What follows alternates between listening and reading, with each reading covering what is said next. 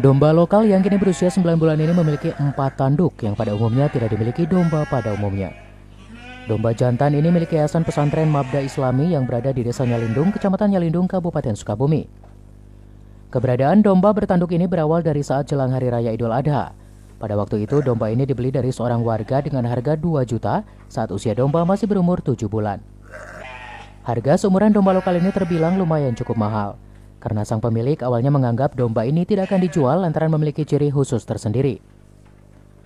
Latar belakang pihak yayasan membeli domba tersebut hanya untuk kegiatan kurban Idul Adha dan bukan hal-hal yang lain.